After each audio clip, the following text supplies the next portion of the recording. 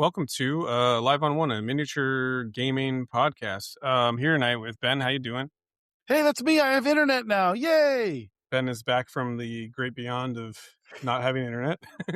And also tonight with us is Jin. How you doing, Jin? Hey, Bork. How's it going, man? Good, I guess. Glad to hear. Yeah.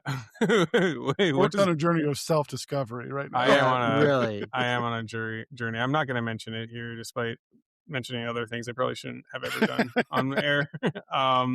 So we'll move slowly forward to characters alive on one. So, Jin, you're the only one I know that's played a game. So, Yeah, I last minute I got to go to Ironworld last weekend because Brian Watson kindly reminded me. It's like, hey, buddy, you bought a ticket back in February. Did you forget? It's like, I sure did, Brian. I forgot that I bought an Ironworld ticket. So luckily there were two other folks that are looking for a teammate. So I joined with my, very, toned down Guardians of the Galaxy Defenders list. Shouldn't feel bad about that at all. But everybody was like very pleasant to play, like great matches all day. My Live One story comes from my last match. I got to play against Phil Dodger, always a pleasure and great opponent to play against. He was running a Bastion-wide Sentinels list. We were on Survivor's search for safe shelter, and I had a Shang-Chi that would not die from his last hit point. He kept either healing, or I would say that he kept dazing people in a way that Bastion couldn't do the 1 damage route to actually kill him. So he kept an extract on him for most of the rounds, and he ended up living all the way till round 4, and that's where the game ended. And that's when he finally dazed, was that final round. So yeah, it helped that I kept making sure to keep him within range 3 while the energy attackers at all times. So fair and balanced model as per usual. yeah. Shang-Chi, here to save the day yet again for another couple of months. So. I what I'll say was really that was good for me was that Bastion was on one side of the board, and I kept using the 1-inch punch to move him away from most of his friends, so that none of them were within the range 5 like ping bubble, which I think Phil was very actively searching for, and it just we kind of kept those opportunities out of the way. So that's something that's going to be a lot of gotchas like when you're playing against Bastion. So be on the lookout for that. Yeah, absolutely. And Phil's a great opponent. You were on team with my former local Falco, John Falco. Mm-hmm. But he's actually, I know for a fact, he's a timestamp guy, so he will never hear this. So, yep, I got to play with both John and a newcomer Brian. Good teammates. Everyone had a good time. So yeah, and Brian's from Maine too. I've never met him. So yeah, he's a big Shatterpoint player, I guess, like up there. So it's cool to see him like make this migration and try this other AMG sister game out. So, he had a good time. So that's all I could really hope for, especially with the team being cobbled together last minute.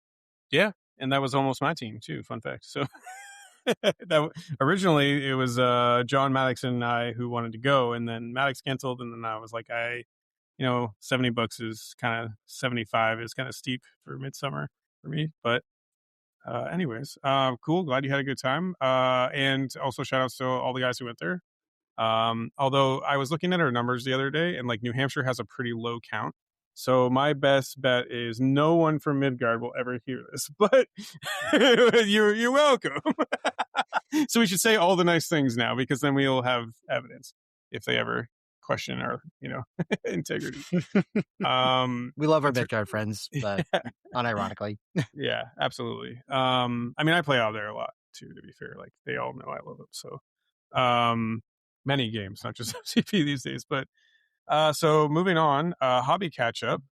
So I've actually been making some progress with my Demon Commission finally, mostly because like I'm sitting looking at my bank account. I'm like, wait, I need this money. Like I need it as soon as I can get these done. So, really finishing up a Demon Prince, and I'll probably post pictures because he came out. I'm actually like really proud of him. Really came out really well. And then some Demonettes, and then I did buy a box of Sisters of Battle, so I've been pinning those two, just one box. So because I was like, those models are so cool, I need to paint some. So which box did you end up getting? The new one, which is like the Imule something. It's like the Kill Team box too. So I could theoretically play Kill Team. Yeah.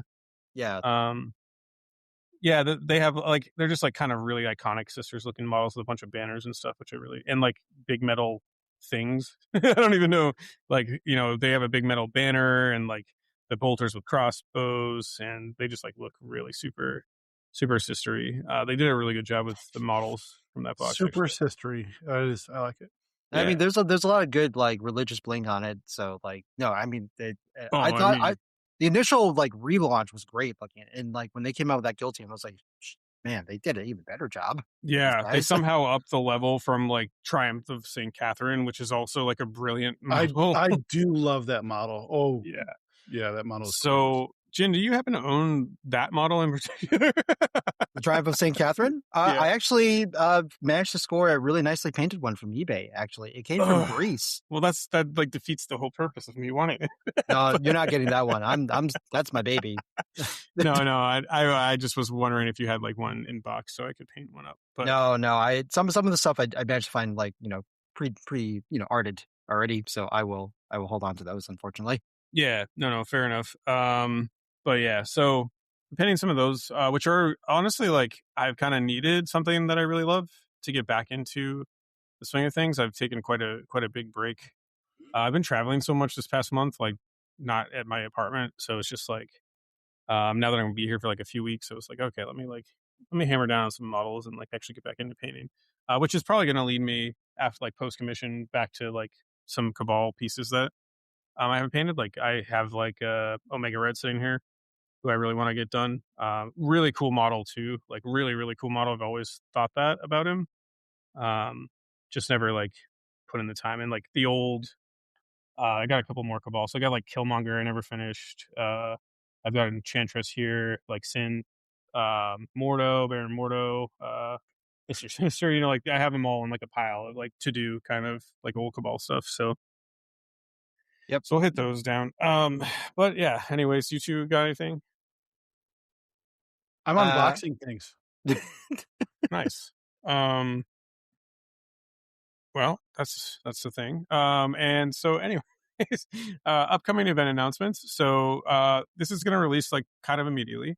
I'll edit it and then release it. It's kind of like what we've been doing on Thursdays now because we haven't like pre-recorded anything. So, and it's fine. Like honestly, just like random tangent behind the scenes since I like carving time. This is why Waylon, I like carving this time because like we can just talk about random stuff and people who actually care and listen to this can like find some insider info from us, especially for me. Oh, I forgot what I was going to say though. Are you just taking? Is this Bork just gets confused? we now end this segment on trash talking Mike Whalen from Stephen Bork. Yeah, I get on these tangents about like counter opposing whatever Whalen says, and then it's just like, oh, but my thought is gone. you just seethe and rage against Mike Whalen, and then you just forget all sense of direction. Yeah. And then we have to pull you back. It's like, wait, I was talking about something. Wait, oh yeah, fuck Waylon. I mean, also, I get it. I mean, you've met him. We get it. My Longshanks is arch nemesis Whalen, so I'll give you this. Jin's empathetic towards this. So I don't remember what I was going to say. So moving on, we have some upcoming events. Right. So fun fact, I've just been releasing these after we're done, and the thing that I realized that I'm now remembering was what I was going to say is that weirdly enough with MCP podcast, it doesn't really matter when we release the episode. So I've just been kind of doing it when we're done for the week, which ends up being like Thursday evenings most of the time. Because people listen to it, like they get a notification anyways and they listen to it, so like nothing's changed in that respect. So I know there's like a bunch of algorithms like, oh, release on like, I forget, like Sundays or like, or Monday mornings are like good, or like Fridays and Thursdays. But like, to be honest, like, I don't know. I'm not convinced it matters that much. Anyways, that's my random podcasting tangent. So upcoming events. So that all being said, tomorrow or 2 days from now, if it's still Thursday, Midgard is having a challenger event, a singles event in Derry, New Hampshire. And that same day in New Jersey, we're having Redfield Games and Will are having basically a tournament where I think a lot of guys are kind of toning down their lists. So if you decide to go to that, maybe don't bring defenders. But mostly it's like the post people have been placing high recently. They're like, maybe bring a softer list. Everybody else, do whatever you want. Like fair enough. And then on the 25th in Sturbridge, Massachusetts, there's the Star Tournament at 5 Star Games. That's supposed to be kind of like a new and up and coming group out of kind of Sturbridge area.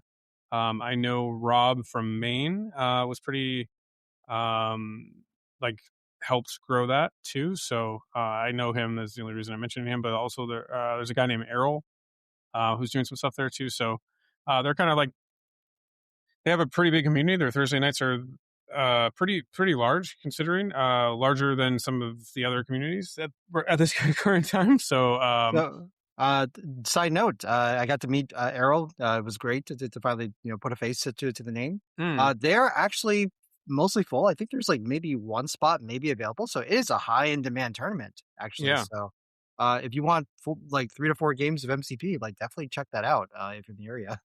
yep. And I know some of the Midgard guys are going down for that, and Eric and I may or may not be going. We were actually talking this morning. I was checking in with them. Um, and then August 1st in Syracuse, and next neck of the woods, or less woods, more city now, Yeah. is the Comic Zone Challenger. You want to say anything? Yeah. If you're in the Syracuse area, come hang out with us.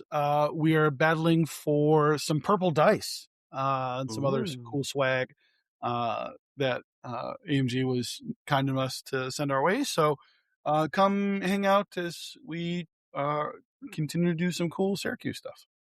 Yeah. And August 15th in Piscataway is the Summer Slaughter, hosted by Will. We talked about that on the last episode. August 22nd through 23rd in Burlington, Ontario at Torchlight Games is a GT.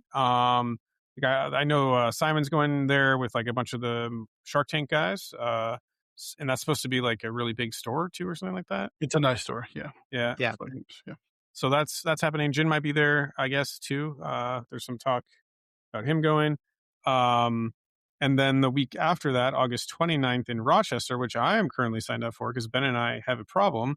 And we're like, how do we play a bunch of other games? Oh, I know. Let's schedule it around a GT. so Yeah. so that's up in Rochester at Millennium Games on August 29th. Is another GT there too. I think you may or may not be TOing that. So Yeah.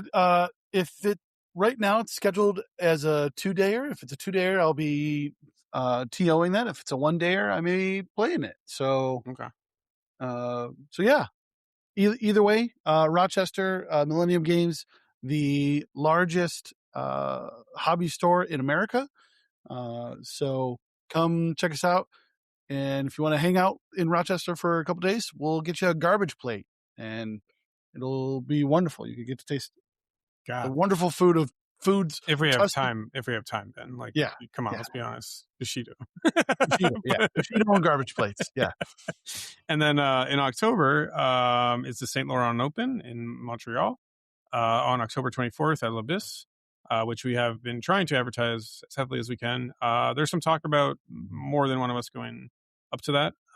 So you might see us there. And I guess without further ado, we'll dive into tonight's main topic, which is this is another part of our Get Ready to Get Better series. And tonight we'll be talking about, so we moved on. We have done a lot of turn zero things. So we're moving on a little bit more to squad selection and deployment. So we made kind of the executive decision to not make squad selection kind of its own thing. I think it just ties in, all these turn zero topics tie in together very nicely. So now we have like a series going, so you can listen to it. This will be our 4th episode in the series, but I think like because squad selection, I don't know, it could have been its own short episode, sure, but I think we're just going to tie it in tonight. So in general, I guess we'll start off, why care about squad selection and deployment? And maybe we do these like slightly separately or tie them in together, but like Jin, why don't you start us off? Sure. So for squad selection, right, it's important because the squad you take is going to be the actual pieces you're moving around on the board, right? Out of the roster of 10 that you made. And they're going to have to answer a lot of questions, right? They're going to have to figure out if they can handle the mission, if they can handle your opponent's squad, right? But they're also going to be counterpicking for the mission. That was shorter than I was expecting. I mean, like, we're gonna dive into like, the more specifics, right? But at a general high level, right? Like that's what the squad needs to do, right? Yeah.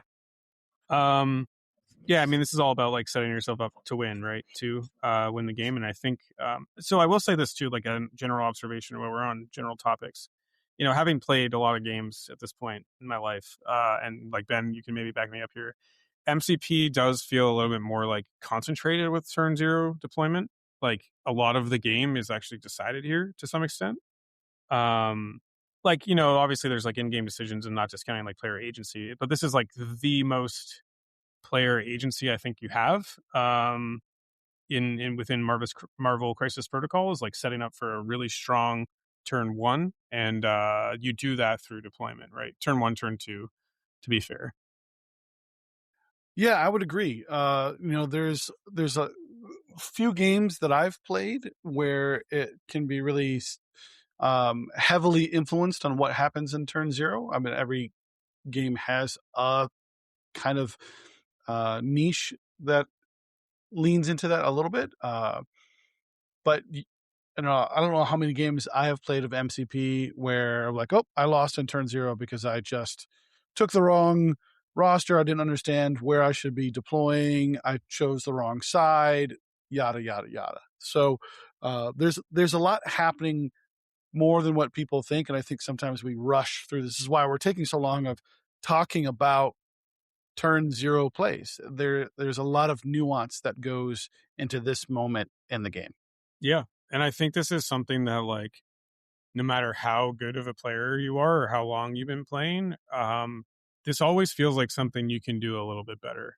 You know what I mean? Like, I think there's very often games, unless you've put, part of that is like reps, right? But like, I think at a certain point, once you knock a list down, a lot of what like solving a list means these days is like knocking out your like deployment turn one and squad selection, and like like making no mistakes on that front, right? So I do think this game lends itself like quite heavily to like having this be a very, very important part of like MCP. Is very important in this. So, yeah. Anything else? No, it's a lot of variations, right? I think that's why it always feels like this is a hill that you keep climbing up, because Mhm. like it's hard for me to imagine someone like just knowing everything unless you just are able just to retain like so much, right? And be able to read things and just incorporate them. I think a lot of us need to experience things, right? So either by, practicing or just playing real live games with different scenarios, right? And make sure you challenge yourself to actually have your roster tested on different scenarios and different kinds of the terrain configurations, right? And that will, you know, sort of like put it through its paces and see if you're actually able to handle the situations that you want to be able to with your roster. Yeah. And to some extent, this section that we're talking about, deployment and squad selection, are what keep the game fresh. Like new missions, you have to think about this again. New meta arises, you got to think about this again. Like new list, you got to think about this again. This constantly comes up, like setting up your turn one, setting up your turn zero, and deploying like the best that you can, right? Like there's certain models, yeah, that are like a little solve, right? Like if you have like I don't know, like Echo or right now in Defenders or something, like an L move in the middle, right? Like to pick up like a midline on either side. Like there's some like tips and tricks that we'll give like later on in the episode, but that are also in Jin's RSMP video, which we'll reference because it's a visual medium, which is kind of easier to see. But that being said, there's some models like that have that role, right? Like constantly, like addition over addition. That's kind of just, or through mission changes, through extract changes, they just kind of like do that. I mean, but we have this huge new curveball too, right? With like source extracts that has just like kind of appeared, which kind of throws off some of that like deployment strategy. And I know Jin, that's something you're working on personally right now during kind of like the lull time. So Yeah, I think sources do change the game up, but it doesn't actually affect, I think, turn one as badly.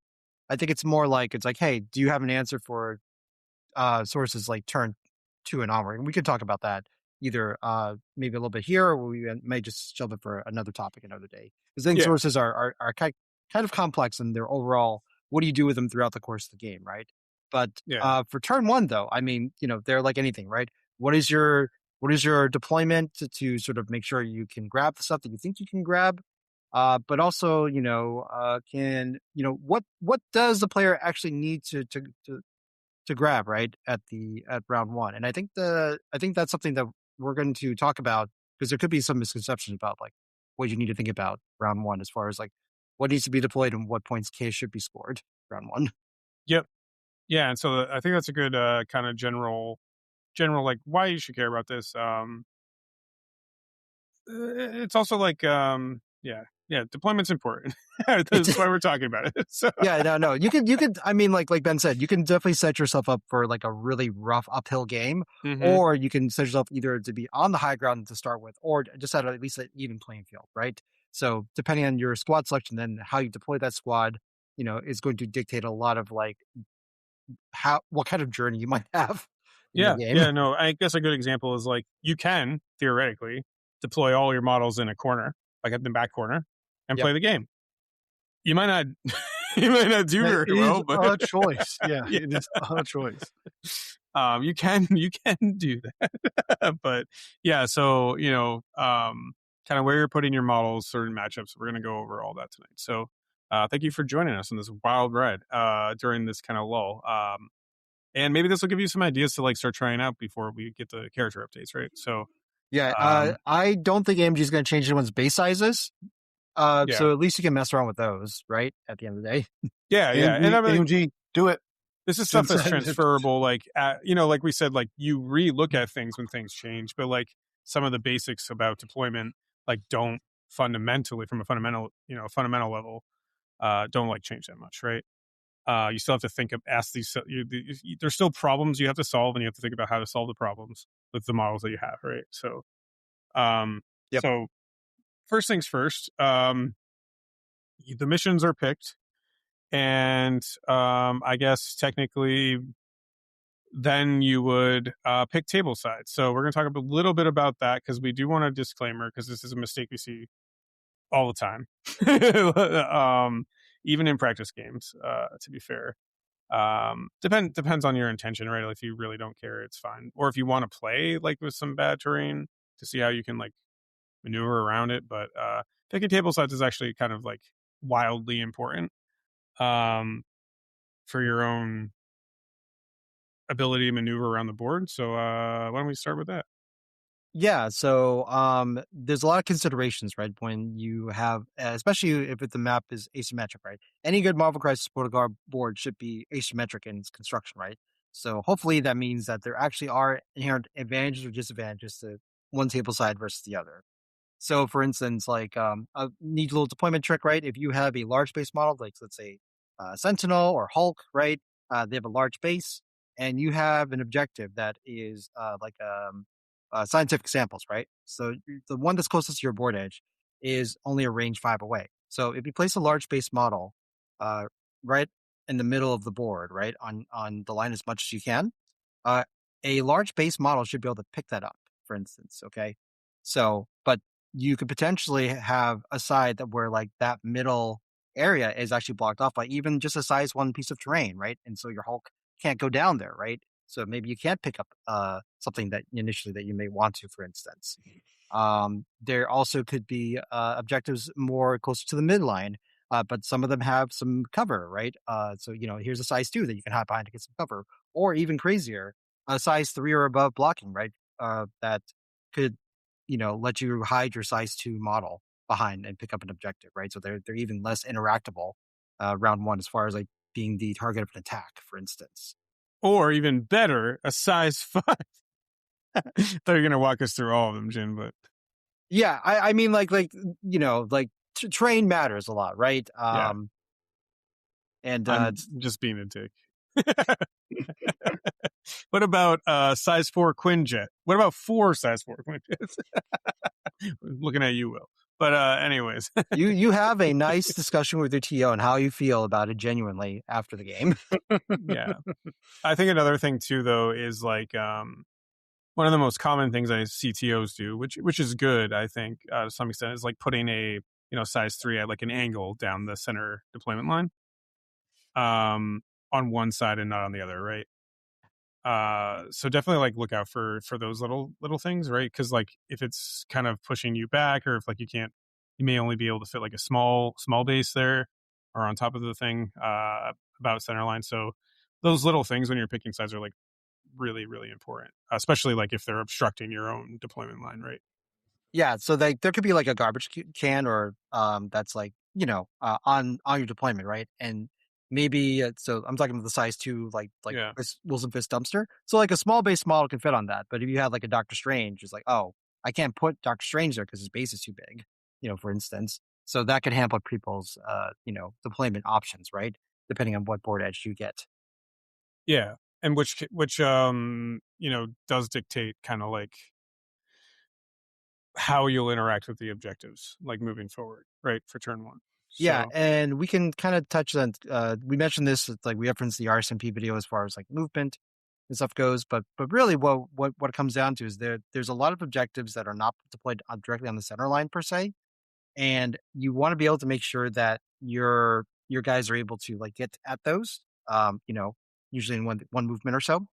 But if they don't, because of terrain and stuff like that, it's like, oh, okay, maybe I don't really want this side, for instance, or like it's maybe you're also like a team that doesn't have like a lot of like flight or wall crawler, and one side is like super full of like size 5, size 4s, right? And it's gonna be a pain for you to navigate your own board edge if you pick the wrong side, for instance.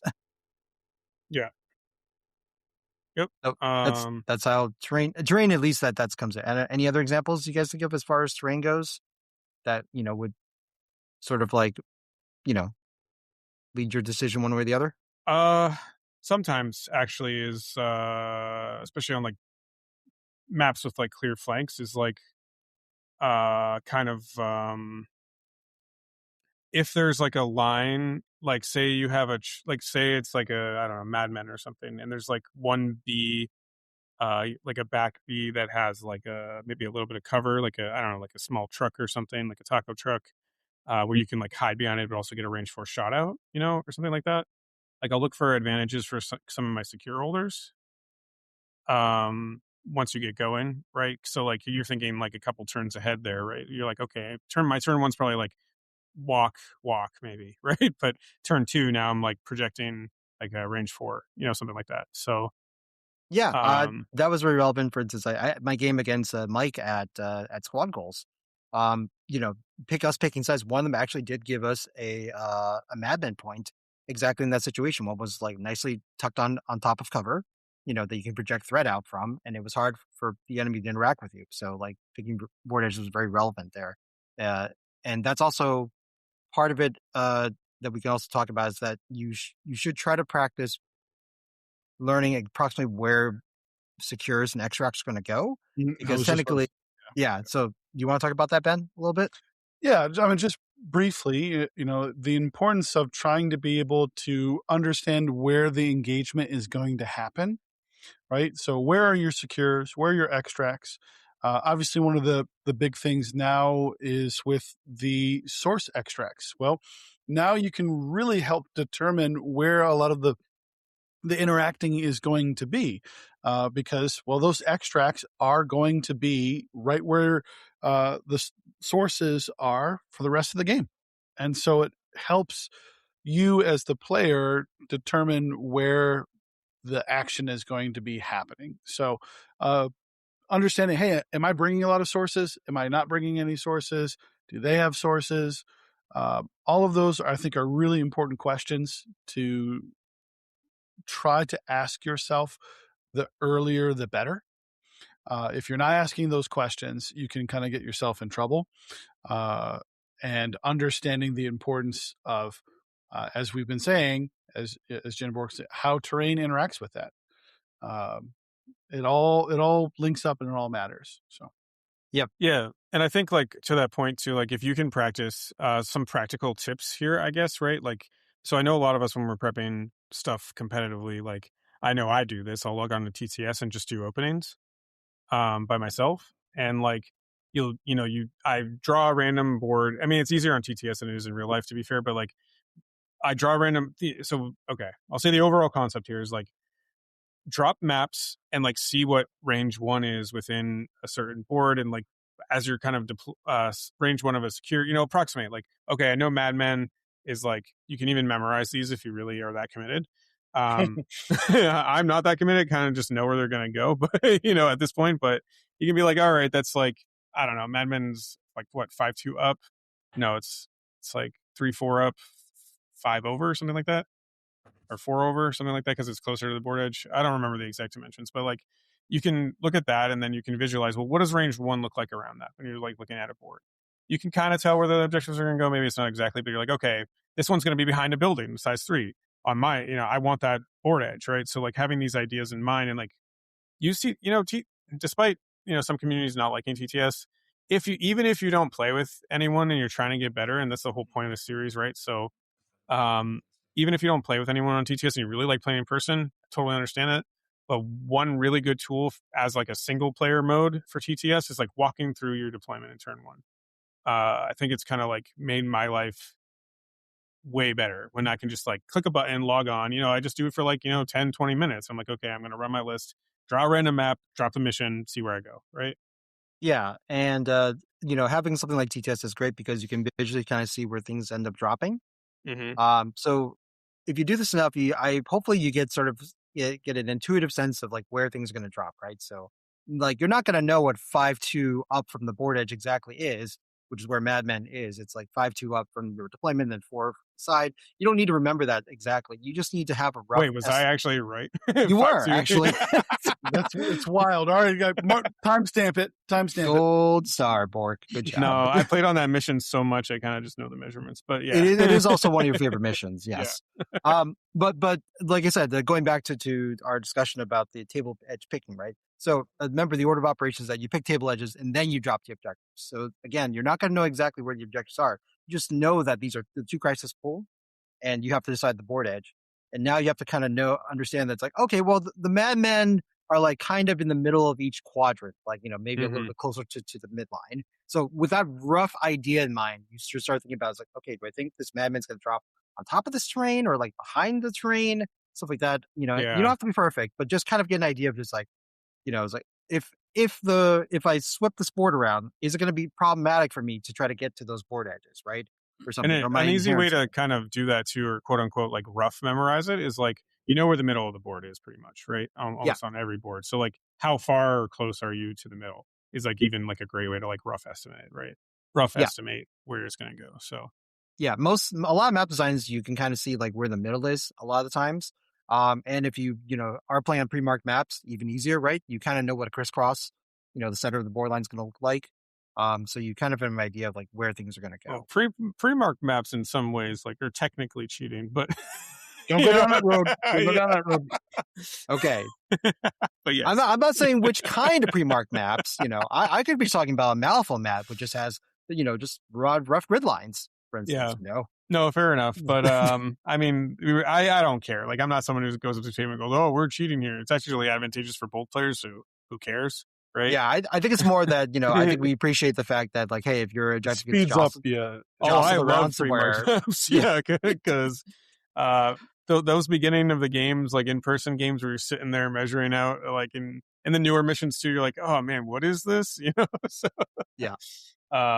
Pre-marked maps are a good thing. Keep doing them. I just anyways, so but let's say like you're playing a very strictly challenger like base like thing where like you don't have pre-marked maps, right? Or on an AMG map, because they're never or an AMG map. Because the AMG maps are also pretty nice too, actually, whenever you get to play on them in their events.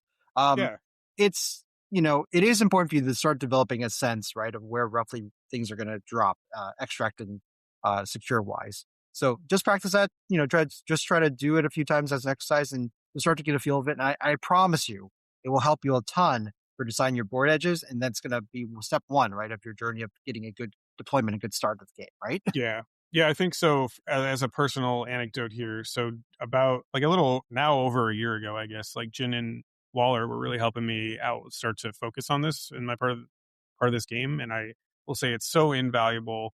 And I'm going to plug TTS here.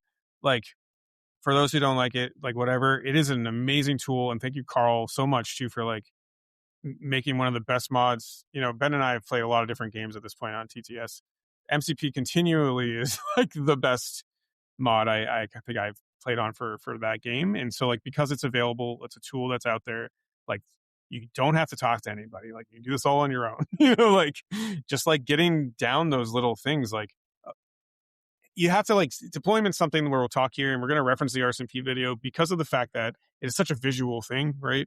And we're on this audio medium, which doesn't like do it quite enough justice. Where it's like when the things drop and you're like thinking about terrain and all these things, like playing through your first round doesn't really take an opponent, right? To some extent. So like knowing which models kind of are more advantageous for like making these like kind of good turn one choices. Like for example, like you bring Echo, right?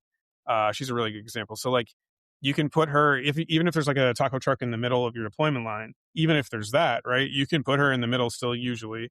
And she can go to, even if she's a little off center, she can go to either one. And like you might start seeing things like, oh, there's this like little, like I don't know, like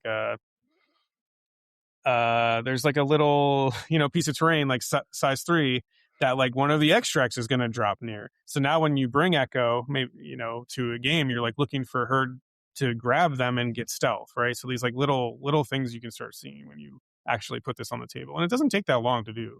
Like I think when I'm prepping a list, like I'll log on every once in a while for like 20-30 minutes just by myself listening to some music and like just go through some deployments, right? Mm-hmm. Yep. So yep, I think that covers that. So let's dive a little bit into just general squad selection stuff. So, Yep. Jin, kick us off. So the first thing you need to figure out is, I believe it's going to be what's your points value that you have to work with, right? So if you've already decided that, and maybe this is something that we can expand upon later on, but you get one of the two threats on the crisis that you have to now work with, right? And this is where like when we're talking about a roster construction, right? What was the core of your roster, right? If depending on how many leaders you have, like what is the minimum things you need to get your squad up and running? Like, do you need 3 models? Do you need 4 models? You need 2, depending if it's like a super tallest, unlikely. I'll say most of the time you're going to need at least 3 models that are you're affiliated to start with, and then you can go deeper into your affiliated list, and then or you can go into your splashes, right? And to sort of look for that direction, you need to look at what is the mission sort of asking for in the first place. So, Ben, I'll value this with you for a second. So, when you are looking at doing a squad selection, right, and you have the crisis in front of you, know the board edges, you now know where the extracts and secures are. What are you thinking about first on your side? Oh dear God, are they playing defenders? Okay, step one: are they playing defenders? Are they playing defenders? So what I'm thinking about is how am I winning this game, right? Am I trying to control? Am I trying to get turn one pressure by punching and charging and doing all this stuff? Those are the things that I am initially thinking about. The second thing is what is the highest likelihood of their 10? What am I expecting to see? Right. So the nice thing is when they are playing defenders, well, I know I'm getting Strange, Blue Marvel, and either Bill or Shang-Chi. Right. So I can just predetermine that, and then that will help influence my squad selection. There has been other times in different metas where you kind of just know playing into Apocalypse, right? If I say you're playing Apocalypse at 17 threat, do you really need to know the crisis matchup, or do you know exactly what 5 models are going to touch the table? Yeah. So I think like, later on, Apocalypse squad selection got kind of solved, right? So we kind of Right. know that typically at 17, it was like APOC, Magic is your war, Toad is your death. You have a Pestilence Beast, and, the Famine's where you see the variation. Some people like Iceman, some people like Deadpool, season the taste depending on your particular preference, right? But Right. like 4 out of the 5 models, and that's like huge, right? For some Yeah, squad counterpicking. it is huge information. And so that's something that I find really important in turn 0 is, can I correctly anticipate what my opponent is bringing? Now, obviously, if you're newer to the game or newer to, the meta or certain matchups, yada, yada, yada, that's going to be harder to do. So that's going to be a skill set that just takes time to develop and kind of understand. I think it's really important. And I find that as you continue to play the game and do those things, it really enhances your gameplay and makes things a little bit more manageable. But that's generally the first couple of thoughts that I'm thinking about, and then I try to narrow it down. How about you, Jin? What are you thinking about? So on my end, I think most of the time I'm usually playing a very mission oriented roster, right? Overall. So my first question to myself is like, okay, how am I winning is usually by scoring, right? So I've already answered that first question. And then what models do I need to take to make sure that I am successful on this crisis, right? So for instance, like, if we're playing on scroll, when you have a one scroll that's like closer to your side of the board, do I have a medium base medium mover or a long move small base model that can get their one move and get it so that I don't get vortexed into my opponent's firing lane and then die? So, Sounds I great want, to me. yeah. So you probably would love this, but you as the person that is trying to make sure you leverage the movement abilities of your models, right? And the ability for them to play that scenario. It's like, okay, well, what can I do to interact with this sort of like points and not get severely punished, right? And not all things can be safe, right? There is going to be inherent some amount of risk at the end of the day, but I want to make sure that one, I'm able to like if there's like extracts are very close to my deployment, I can grab those safely and have enough bodies to do so. And then what models can I use that, like, if I have a bill or something that's durable that can go to the midline and grab something, right? Or, even a safe grabber. So that's where your ASMs, Amazing Spider-Mans, and Minion Namors come to play, right? And grab something in the midline and not feel as punished, So these are all types of things that you can do to sort of like interact with the objective round one. There's now also newer models like Prowler and Omega Sentinel, where like if there's a pay to flip, right? These models can get refunds on their pay to flips, for instance, and that could be something else to consider too, because like every time if you're looking at crises, like how much power is it going to ask me to spend, right? So for instance, like the source extracts that you mentioned earlier, Ben, right? That's going to be an ongoing like power tax, right? To pick up Yeah. the objectives. If there's pay to flips, right, that you have to pay, you flip your points and then your opponent's points. That's also a power and movement consideration as well. So these are all sort of things I think about too. And then after that, I sort of then do my final check of like, well, okay, what's the opponent likely to bring and do I have answers for those, right? So when I was playing Guardians, where it's like a wider Guardians list, I was still scoring points.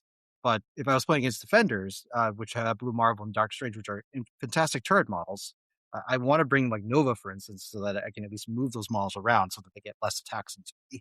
So, so it's like 60 to 80% is like, okay, what I need to do to get the mission, right?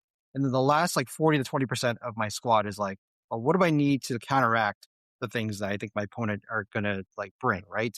And just so that I don't get like a one-sided matchup immediately. So that's kind of how I approach it. Bork, do you have any one way or the other that you sort of approach your squad build? Well, it's kind of a mixture between what both of you two do because I've learned from both of you. To be honest, I'm like, as you're both talking, I'm like, oh, I do like both those things because like Jin has always been when we're playing games and like doing practice stuff, like been really like, especially in deployment, like, well, how are you scoring points and blah blah blah. And then also like Ben has taught me a lot about like threat projection, right? And like setting myself up to like punch harder. So in that respect, that you're thinking about matchups, like where is this going to go? And so I think like weird hybrid, I kind of am thinking about both of those things simultaneously. So like in particular like term 1 too, right? So like I really like being able to, I think and Waller too, to be fair, has taught, I've learned a lot about like refusing flank from Waller because he plays a lot of that game often. And so I'm looking how to like sometimes do that more quickly. So like by turn 2, maybe I can start moving away with some of the extracts, like if you can get extract leads. So like that's kind of a combo while threat projecting with like, defenders is what I've been playing more recently, right? So it's like, who's going to go? Yeah, well, it's probably going to be Echo, but like Echo's going to go grab the extract. Maybe I want Blue Marvel to grab one turn 1, right? So like, how am I threat projecting simultaneously, as well as like getting an extract lead, right? So yeah, I think it's a combination of those things for me at this point. It depends on who you're playing, right? So like when I put down like in more fun games, well, I'm still trying to make them competitively, like with New Mutants or something. Um, you're thinking. I think you're thinking a little bit more of like creating like some kind of like extract lead there with New Mutants. So I think you're leaning a little bit more mission playing than attrition with that affiliation, right? So I think it depends on what squad, like what your main affiliation is in general, like what they're supposed to be doing, and then like how you maximize that kind of game plan, right?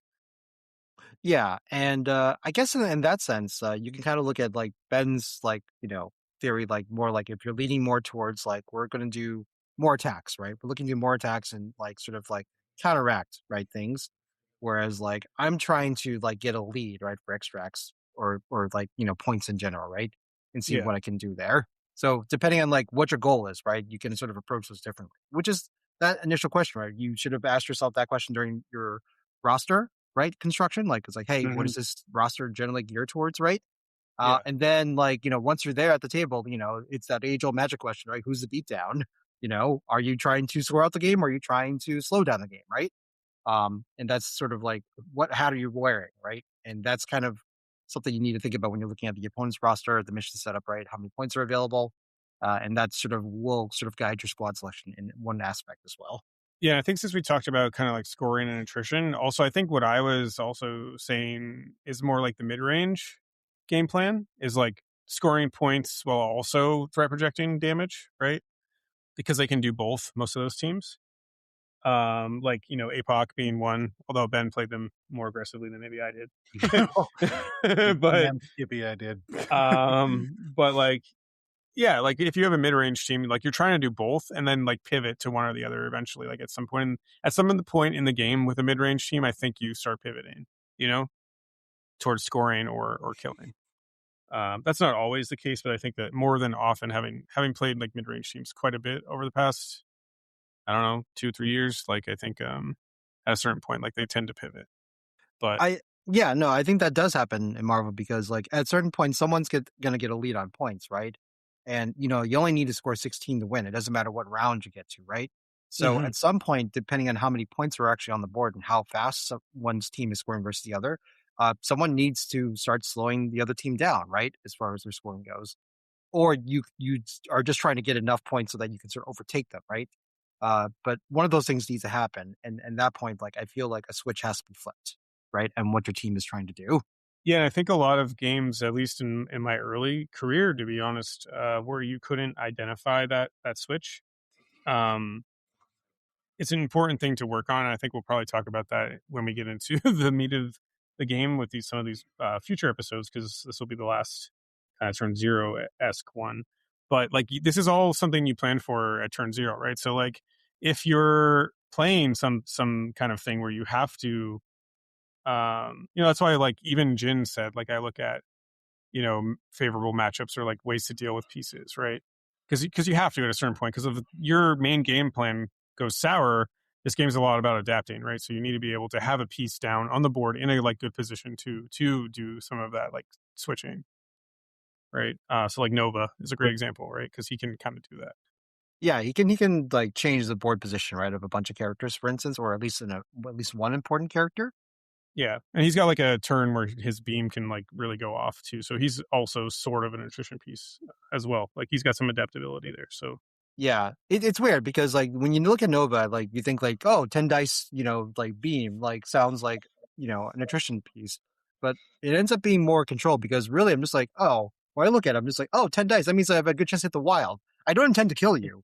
I just think I'm going to hit that wild to like move the guy away. all right, well then I was wrong. Fair enough, Jin. But also a lot of times 10 dice does days a model. Let's Yeah. be honest here. Well, it's kind of like who's got that spender where you're like, oh, Iron Fist, the 8 dice spender where you activate. Yeah, Almost every time I use that, I'm like, oh yeah, I'm just looking for the activation. And it's like, well, the model's dead. Oh, and dead. Got him.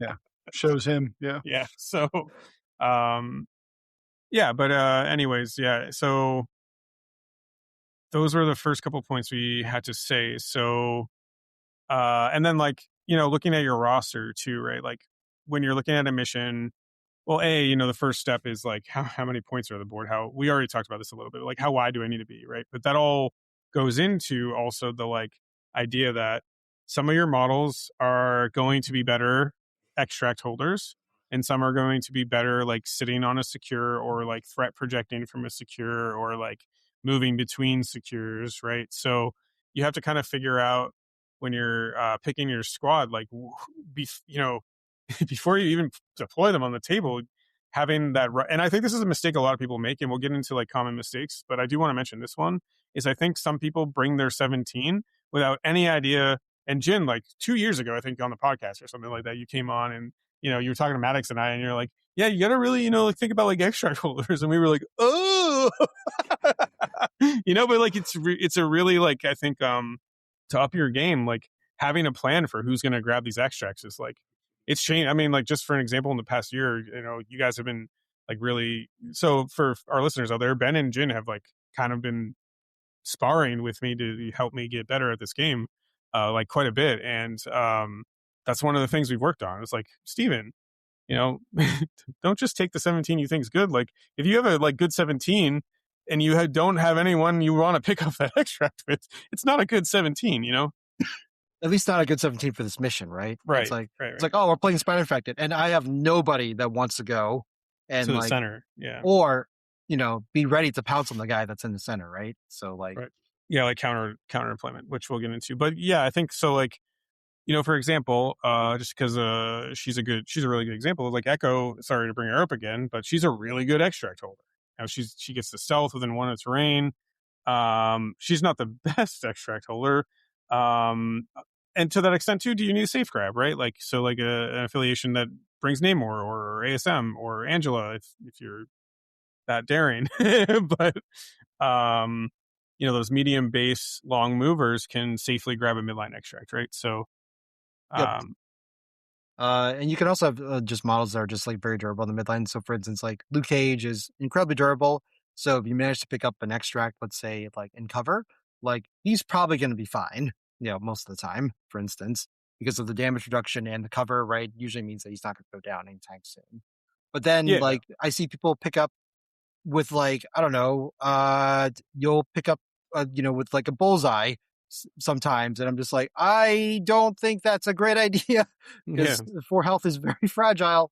You sure you want to do that? But yeah. And the midlines become like, I will say one thing about the recent kind of mission changes too. In general, the game has gotten, I think, a bit more killy. I mean, like picking up on the midline was always inherently dangerous. It feels like even worse now with like blue marbles running around. Blue marble can one shot a character on the midline. Like just fun fact, especially 4 health. 5 health even is like risking it sometimes, right? Unless you have like stealth or damage reduction or something. So right. Which is why, again, it's a very encouraged to leverage the terrain, right? When you're picking sides, if you have that choice, right? And if not, hopefully you can find something that's behind some cover, right? And try to get at that one with someone that maybe, you don't want to put in the open. And one thing we didn't talk about yet that we should talk about too, with the new kind of changes to the way we roll priority, is you have to have a plan A and a plan B when you're deploying, right? So simultaneously, when you're picking your squad, you have to have a plan A, plan B. So like having a safe grab isn't always going to guarantee you a safe grab. That's why models and Ben like Namor are really good because they also punish the midline. So those kind of versatile, where even if you don't get your safe grab for the extract, you can move up and basically immediately punish someone staying on the midline. So that kind of becomes super important too in squad selection. Yep, for sure. So in that case, I guess then following that too, when you're sort of picking your squad and putting models down as well, I guess we need to talk the fact that like, since we don't know who's going first, right? Because that's still a roll off. You got to be really careful about making sure that if you lose priority, that a model still has a role to play. Like, and that's kind of like been like a problem sometimes. So for instance, like I know maps are gone now, but let's say there was like an extremely narrow map. Let's say let's say we're due survivor search for safe shelter, right? There's just that 3 points of the map. Okay. So say there's something that's like, an alien ship like it's way on one flank, right? and I deploy a character that's looking to pick it up, okay? But if I deploy him too far off so that like if someone goes first was able to safe grab that and walk away, that character that I lined up to get that alien ship that's on the far side can't move to a relevant spot within 2 moves. They're gonna feel really, really bad, for instance. So, you wanna make sure that you deploy your characters in a way that they will have a plan A or plan B, right? Depending on like how the priority roll shakes and what models activate one Yeah. after another. And not to bring Echo up again, but like that's why Echo is so. I mean, that's why she's so good because you can put her in the midline and she can compensate. Like she can, adapt to going first or second, right? This week's Sporks Babe is now Echo Yeah, right, instead of yeah. Magic. No, I don't even like Echo that much, but I know she's really good. So Yeah. small base, long move is model is all I'm saying. But Echo also has the benefit of like having that stealth rule. So, but anyways, yeah. So yeah, you have to have like that's kind of the part of the thing I was saying, like having a plan A and a plan B. You have to think like if I win prow, if I lose prow, right? So you want to make sure all your models will still be relevant either way. Yeah. And like I said, make sure that your models are deployed in a way that they have at least 2 different jobs, right? Depending on like how things shake out, right? Either they're going to go grab something or they can sort of like set up to punish something that happens, right? For the opponent Yeah, that they do. which is And I part of think like that, counter deployment. right, exactly. And I think that's usually, you know, the short and fast rule, I guess, of like making sure your model maintains relevance, right?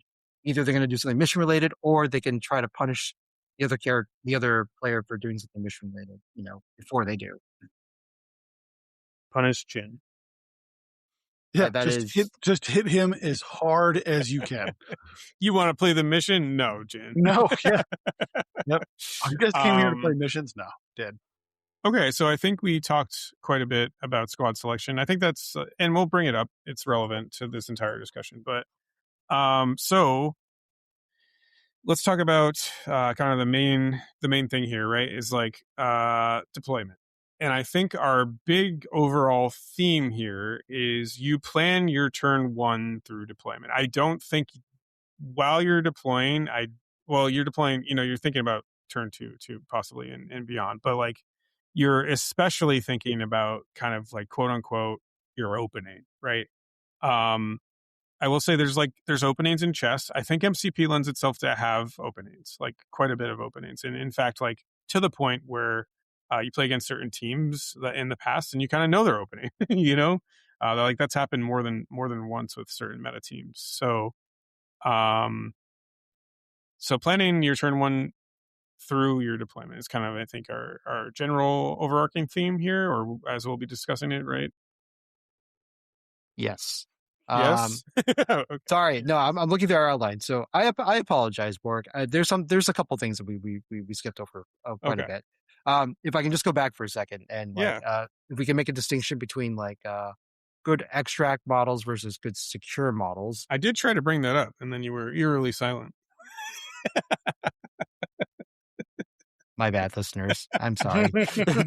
Jen, what are you doing? When you're not on your game, the show just goes wild. I'm sorry that I am the no, just kidding, guys. Ben and Bork do play this game well, and I'm sure they can hold their own in this conversation. So I think we do need to go back for a second. So rewind.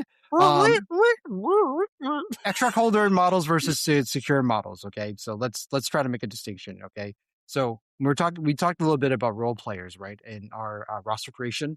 So Mhm. generally, extract holders, like we did touch on, actually, like like characters like Luke Cage or Echo and stuff like that. They're great as far as like being able to grab the model, grab the extracts, and then try to hold on to them, right? And you generally not die in the process, or they have like good movement to sort of evade like interactions with them, like Namor and whatnot. What makes a good secure models in your guys' eyes? Like obviously your home secures, anything can kind of be there as long as you don't get like hit. But like, Yeah. what are good models that you think are like, good to overtake opponents like secures? I think so I'm thinking first to, I think when I'm bringing in a squad, like I think first off I'm looking at like threat, right? Like who is a solid backline piece, right? I think that's important to think of, at least for me first. Like there's going to be usually 1 or 2 secures that are closer to your deployment zone. And so sometimes I'm thinking like, where can I put a model here that's kind of, like Toad. Toad's a great extract holder, but he's also a good secure threatener. I think at least like late game, or if you so like picking up like scrolls, right? Let's use scrolls as an example here. So Toad's a really good like home scroll grabber. Walk once, grab the scroll, and then move to a secure. So like he's kind of a 2 points in one. That's why he's like a really good two threat. But so I think like I'm looking for things like that, like someone I want to park on my back objective, while additionally kind of looking at like, if it does depend on the threat level, right? Like if it's a 5 threat, I want them to be able to, I think, sometimes like sit on and then they're going to hold like a home secure. I want them to be able to basically be kind of a turret, right? So I might bring like a turret piece, like range 4, range 5, something like that, right? Yeah. And That way you can hold your secure while simultaneously like shelling out damage. yeah, and that's a good way for you to project some sort of influence of the game, right? From like that closer to your, your deployment, right? As far as the opponent's side, right? I'm thinking about models with just really good movement. So again, your long movers or your bills, whatnot. Especially if they have some displacement, right? Classic move, throw, right? With Yeah. Bill at the end of the turn to like win a Or secure. lizard, right, as a 3 threat. Yeah, exactly. Those are great for like those styles of secures where you're just trying to secure it, right? And then versus controlling where you have to win that pay to flip. That's where you have characters like Prowler and Echo. Not Prowler, Echo. Let's see. People with good movement. Omega Sentinel, right? These are Yeah. characters that are able to like, especially the later they go, right? So the less activations your opponents have to sort of like try to flip the points back in, they can go and just flip a bunch of points with their multiple movements, and then you can get a lead that way, right? So depending on like again how many points are on the board, right? So if it's like Mutant Madman and Scrolls, like oh well, this is a pretty reasonably fast, not fast, but medium pace game, and so you want to make sure that you have people that can like sort of score those points. So that's where your Toads come in, your Prowlers come in, and stuff like that, and then hopefully the rest of your squad can sort of help protect them or just sort of like eliminate like threats to them, right? At the same time as they're like scoring points. So Yeah. And I think like for those newer to this too, I think a good way to like think about some of this stuff too is like when you're picking your squad, think of like, well, who wants to basically kind of like stay put, and who wants to like, I want like 2 or 3 models that can stay in my home objective, and then maybe not 3, but like I want like 2 models who can kind of like stay relatively safe, and then I want like 3 models who can like go out there and like their project and interact with the opponent, right? And I think that's like, it's not always like that, right? But I think if you're, we've talked about kind of practical strategies too during these episodes. I think when you're picking your squad, do think of people who want to go bully your opponent, in some way, whether that's displacement or through like damage, right? yeah, So like King T, right? He's like the damage bully per excellence, right? So um having that in mind when you're picking your squad, I think is a great, like, first ask yourself who wants to pick up these extracts, right? And like have 1 or 2 models basically usually to do that. And then secondly, ask like, well, who doesn't really want to hold anything and wants to just like eat it and like challenge my opponent's scoring, right? yeah. Every model's not obligated to pick up something, right? Like round one. So like, you can have people that are dedicated. It's like, okay, you don't need to really do anything like mission related, but I need you to be super punishing for the other side, right? If they're trying to do something. Yeah. Or you said they're strictly there to set up for like round 2 so that they can get an excellent turn, right? Yeah. To I sort think of a like really like great let's see. example here is Weapon X under Dormammu, right? Like that Oh guy man. can't Yeah. hold anything, and his turn 1 charge is already online, right? So like when I pick Weapon X in my thing, I'm like, he's just going up to bully, right? Yeah. Yeah. And so deploying him in a place where he can do that more advantageously, basically meaning he's hitting the secure and like getting that round 1 attack or round 1, attrition pressure. Um, you set him up for that, but that's just like an example in one list, I guess. Yeah. You also have your turrets as well, right? Your turrets are also like really good at that. So Yeah, anyone that Hawkeye, right? He's really good at Yeah. that. yep. Um, So you that okay, that Ben? all are you doing good there, Ben? Yeah. No, I just, you guys are stealing all my points of Oh, recognizing. No, please feel free to interject. Yeah, we're riffing right now, so Yeah. come No, on in. it's For once, I'm on my game, so I yeah, take that I as a love it. compliment. Yeah. It's one of those interesting things when you're trying to squad select and recognize who's going to be the Bork's used some language that I've tried to teach them of threat project, of who am I going to send on my opponent's side of the board that's going to be a problem for them, right? And that they have to deal if it's round one. Kingpin players, right? Kingpin players ask this question a lot of, all right, who's going to be my big beefy boy who's going to stand on my opponent's secure in round one? I think those are important questions to ask yourself, and again, trying to understand, are they immune to displacement? Are they immune to mystic attack? All of those things really matter, and take time to really discern how can my opponent deal with this piece. So if it's not just the old Malekith days, if I walk kill something, all of those days. So Yeah, Kingpin is very interesting, specifically just to touch on that, because like they really prize like characters that have like great rotational movement, especially if there's a lot of secures, right? Are on the board. So like Scoundrels is like the classic example. So like, or if you have like an infinity formula situation, like, hey, can I just move Black Cat twice and I'm just going to win? Yep. That point. Yep. Probably, actually. Probably. It's like, what are you gonna do against Black Cat like round one? Probably nothing. Like you're not gonna, you can't kill her and squat. Yeah, especially with that 15 health that she's Right. given. Oh, let's not talk about rumors at this moment. No. For those who don't know, there was like a picture going around one of our local Discords where there was a photoshopped 1 in front of her backside 5 so, for her health on her injured side. So it was just funny. It's definitely not a real thing. So don't worry.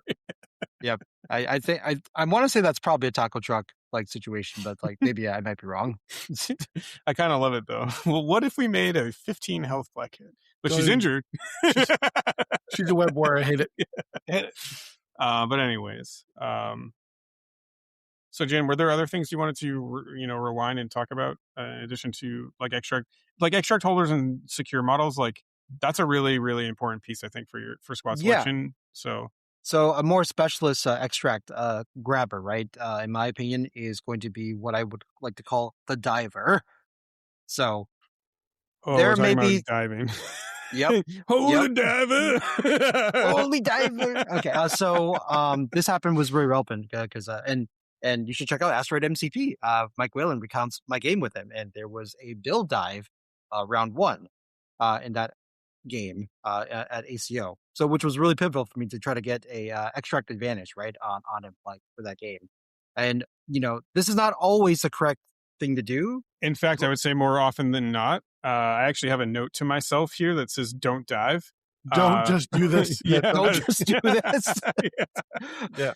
But certain teams are actually like kind of equipped to be able to do it. Like I remember Jeff Trost, one of our teammates, like he was very good about doing this with like Abomination under like, Midnight Suns Abomination. Right? Yeah. So him being a large base medium mover, like size 4, so he just easily just walks over any terrain piece or whatever and just can dive someone's like back F or a back B, sort of situation, and just grab something and then just hop away.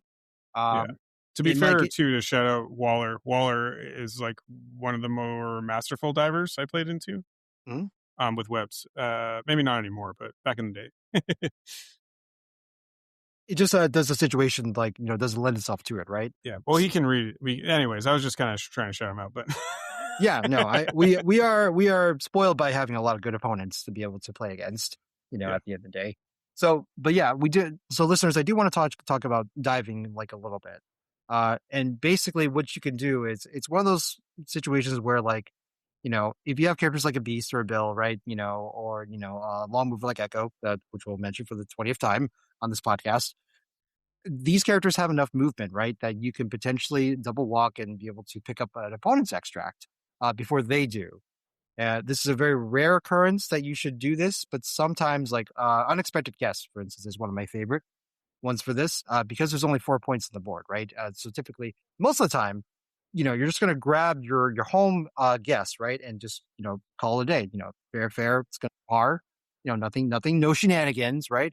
But diving is a shenanigan that you can do, and sometimes you may be able to deploy in a way that like the one side gets over leveraged versus another. And you can have a durable model like a Bill, like double walk and pick one up, or like Amazing Spider-Man is also like a great character to dive someone's point because like from between witty banter and like Master Spider Sense, like he probably doesn't die to any like round one like attacks that come into him, for instance. So those can be there because what you're trying to do there is break parity, right? And if your plan isn't to break parity for scoring, this is not something you have to worry about. But for me, again, that's matchup against defenders. I understood that like he's going to out attrition me, and my way out of this game is by scoring more points than him. So therefore, like, I can try to select my squad in a way that I'm wider.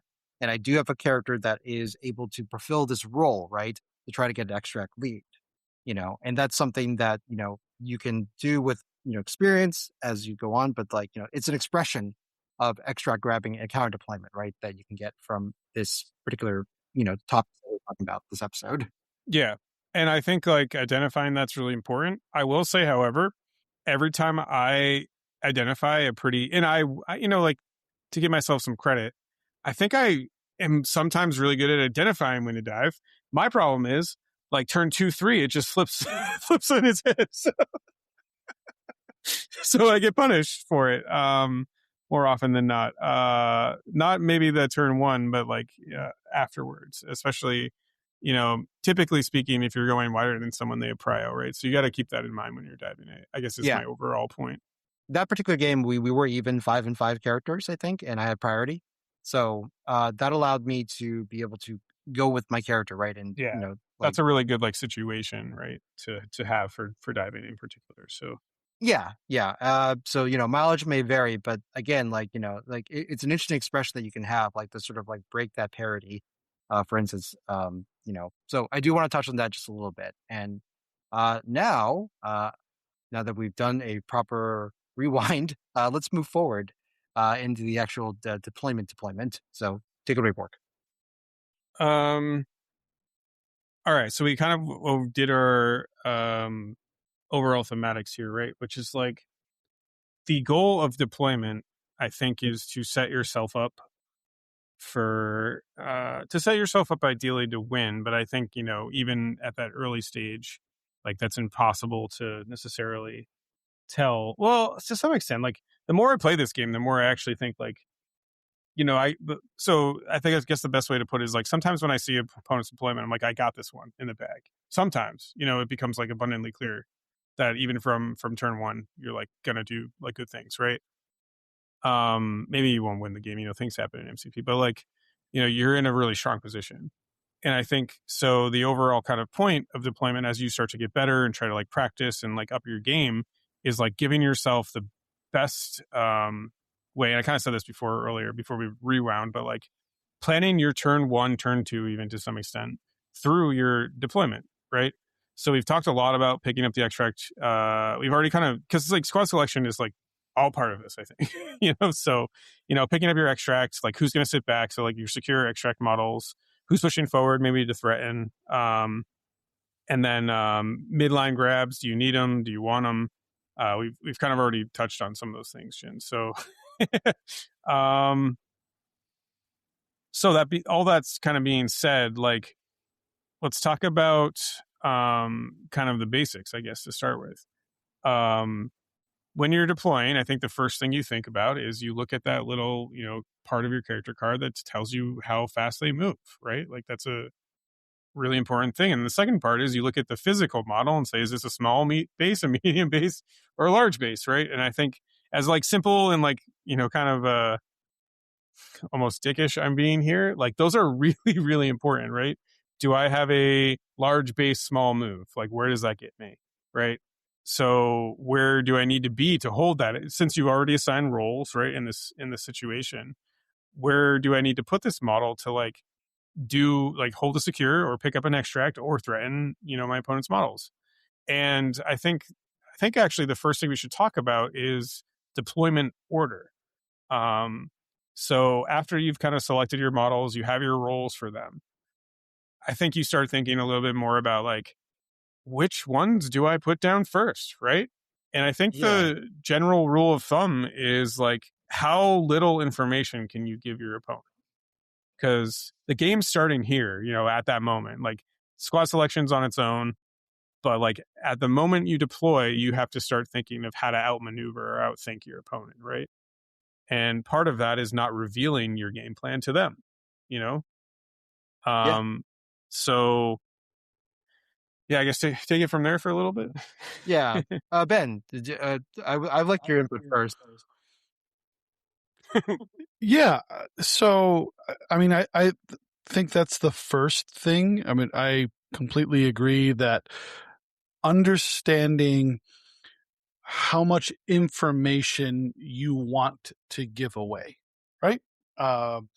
And this is another shameless plug for Jin's, YouTube video on long movers on small bases, putting them in the center line of the board or the center point of the board, recognizing that you're not actually giving away any information because they can, with 2 moves, walk to any of the side extracts, right, that's on the midline and get there no problem, barring any, crazy terrain shenanigans. That's something that we've talked about in helping out locals, or like I said, I know Bork and I have had this conversation of when you put down your models in a weird order, you're giving away your plan. And if you're giving away your plan, a big part of deployment is counter deployment. So I don't want to give my opponent any more information than necessary. When I played Apocalypse, what felt like endless amounts of times, the first thing I would always do is I can put Apocalypse right on the center, point of the map because, well, he's a 65 mil base who can medium move, who has a range to hop on round 1. So he can go anywhere he wants. So I'm not telling my opponent anything about where I want to place models by placing that first. And the more models that you have that have the ability to kind of hide your intent for round 1, I think is an increased skill level that once you figure it out, it can be really frustrating to try to understand what your opponent is trying to do. Yeah, and this is why, like, when I'm doing the roster construction, like I'm not gonna lie, I do have a great bias to having at least one long mover, right? Yeah, that's because you're a web player. Dirty. Yeah, but also Echo got released, so it's really easy. Wait, who was that? Who was that? What model? I feel like we need an Echo counter on this episode. Like, but really, it doesn't have to be Echo, right? Really, it can be any sort of long mover, especially if you have an affiliated long mover. Let's say like Proxima. Like, I know for a while you were even thinking about Proxima as like an extra grabber for you in webs. Yeah, was not been replaced by Echo. But who? Whoever's Bork, if you're editing this, I need like a little ding or something for every time there's an Echo. That would take forever, but sure, Ben. But no, like long movers, like small base long movers have like an incredibly good role play for a lot less because you can have them touch so many different like parts of the board, or even just put on offensive pressure, and you don't give out anything right while doing so. And that's why also when you're deploying models that are not, that particular stat line, right?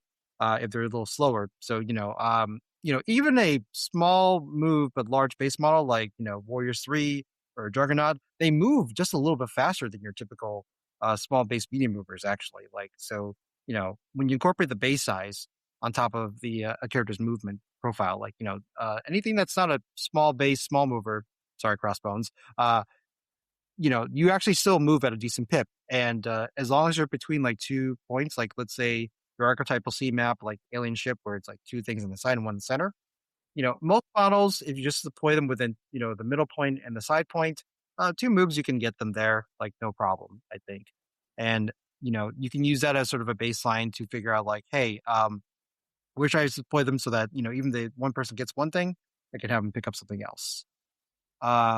Another trick, conversely, that I think is also really good to remind people of is that if you're looking for threat projection, that Ben likes to do, I've learned very quickly that a small move medium base model with a range 3 attack, if you deploy them right across from a midline objective, if someone goes up to that midline objective as a secured or they pick it up as an extract, if you're deployed right across, you can do a medium movement and range 3 attack them. It's should be guaranteed almost every time, assuming there's no line of sight blocking that's there, for instance. So those are a couple of the media tricks that we can give like listeners to be like, it's like, hey, start thinking about like either here's like somewhere you can place them to just grab one of these two objectives, or you can do it so that it's like, well, either I'm going to get this, like let's say you have Shang-Chi in your list, right? I can either expect that Shang-Chi's going to pick up this midline extract by deploying right across from it, or they come up to go grab it, and then I get to walk and, Phoenix kick them in the face. So, it's, you win either way, I think. But it's just trying to set yourself up, like, for that deployment, as far as like giving your character a job, right, when you deploy them. So that's like step one of deployment. And there's more layers we can go into it, but that's like my initial like layer of thinking when putting down a model. Do you have any? So this is when I say layer one, I mean I'm not really thinking too much about all the capabilities of the opponent's models yet, but that's where I'm immediately thinking, and then I look at a layer two to see like if I should change that line of thinking at all. So that's kind of what I'm going with at the moment. Thoughts, questions, disagreements, threats? I do like threats. So yeah, it's important. I really appreciate the last part that you added is the way that the prio works now. You cannot guarantee a model doing what you want it to do because you won the prio roll. Well, so you have to, if you're coming from an attrition perspective, how can I place threats, especially on midline extracts, that may disincentivize my opponent to doing. I have played chicken a lot of times. I think Jen and I have done that. Like, go ahead, grab that extract. I double dog dare you. Yep. Right. And so that creates an interesting deployment question of if you put down a model who can threaten that midline and threaten it hard, right? So one of the big bullies is Blue Marvel, who's a small base medium move with a range 4 attack, who can just accidentally, oops, you're dead.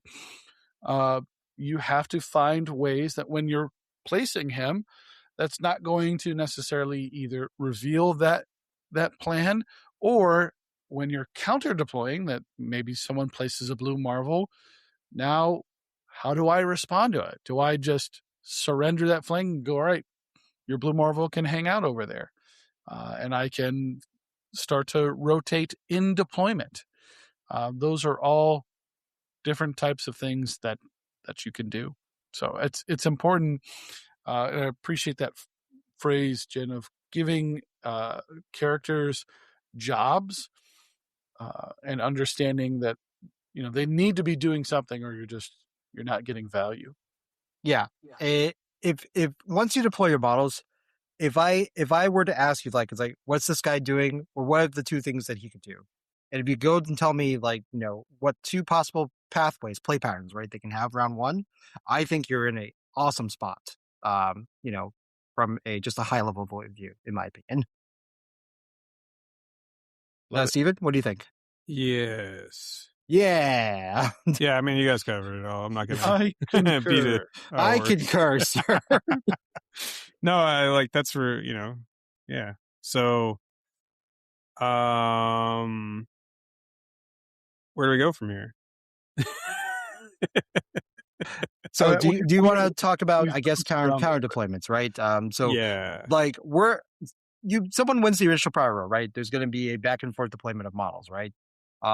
So we could talk about, like, let's say it's an even number of models, right? So yeah, and we talked a little bit too, like, okay, so like you're giving you're trying to give the least amount of information, right? So like have a pecking order in your mind, which has to be malleable, right? Like as Ben was mentioning too. So I think it's important too to have like having like one or two models. And Jin, like I'm actually with you here, and a little less with Ben, where I like constructing rosters where nowadays where it's like I have I have an extract holder who can like go to either flank basically. So a long mover, right? Uh, and like having that sort of security blanket where my first deployment is usually like center with that model, right? And so my second deployment, I usually is like one of my early secure players, right? So I have like my extract holder who can rotate. I'll have an early secure player. So now I'm 2 deployments in. And especially if you're going second, right? Then your opponent has to put a piece down first to give you more information. And then I start thinking about matchups like later, like there's like a early deployment, mid deployment, late deployment, I think. And it's not like one for one, right? I don't like take a 5-man list and go 1, 2, 3, 4, 5. That's my order. I go like 1, 2, and then I see what happens. You know, Right. and I think it's super important too to in the later deployment rounds think about attack matchups at a very basic level. I don't know if we've talked about this a little bit, but like if you have someone like let's think of two extremes, Wolverine and like maybe like Emma, right? Yep. So you have like Wolverine at like two Mystic defense and like Emma.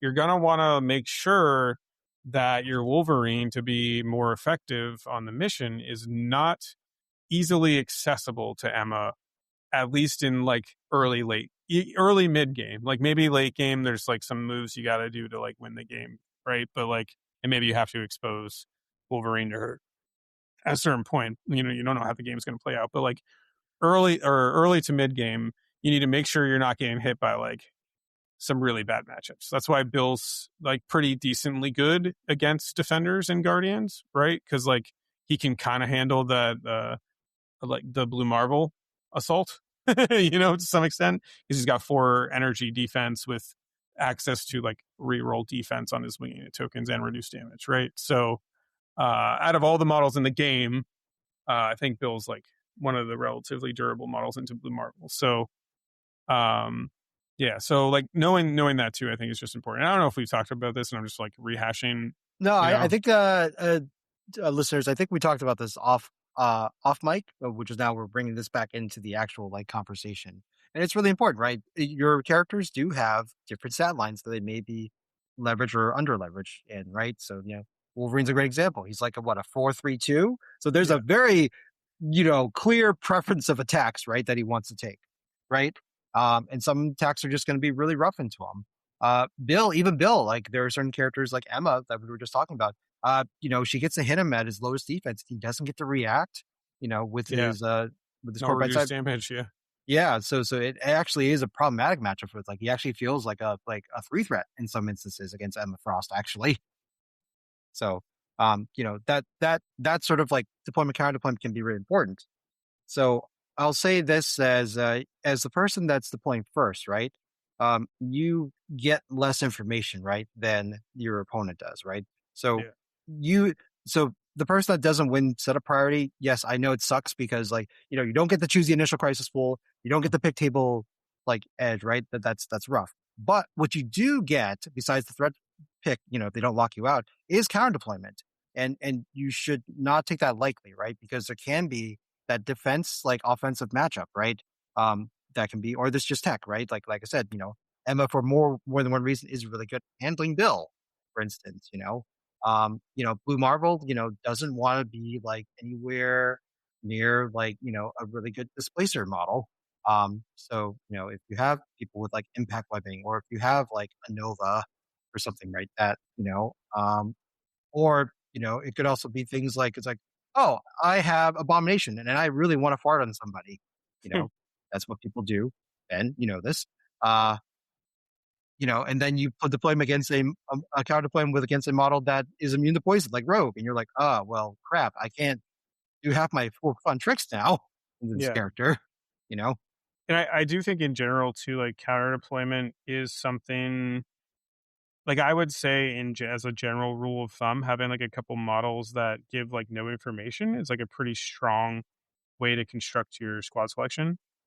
And then and then starting to think about that in later deployment. I do think it's like more of a later deployment issue, because I think your first thing when you're deploying, right, is like you got to make sure you're like playing the mission adequately, right, or at least like hitting parity or whatever, whatever you want to do, you got to make sure that's kind of like going to go on first without giving out too much information.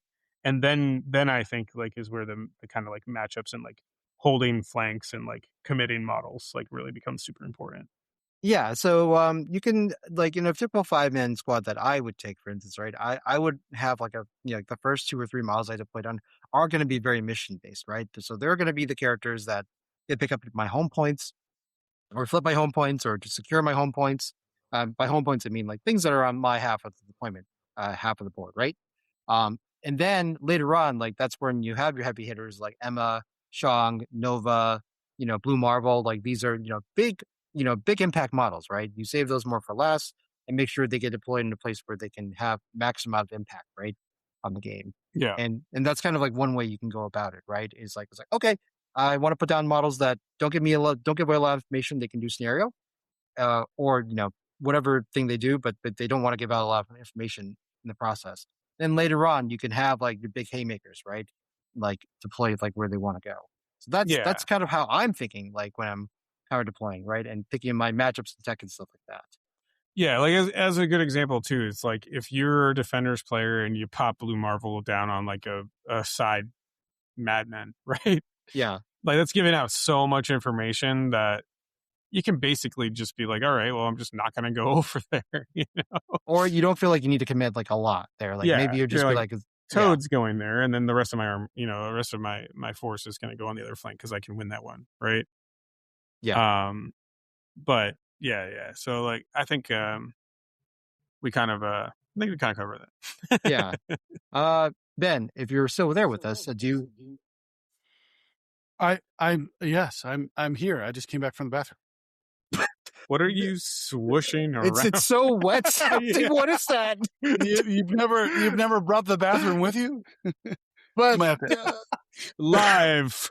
That's called actually, gentlemen. It's called. He's actually a giant duck man. Actually, I don't know if you know this. That's crazy that you could hear that. That was my. I actually random tangent here. If we're ever at a beach together, Ben, I want to go to one of those artists who do those weird paintings, those wacky paintings, and be like, draw this guy, but like as a rubber duck. As a rubber duck. That's me. You can call me Quacky McGee.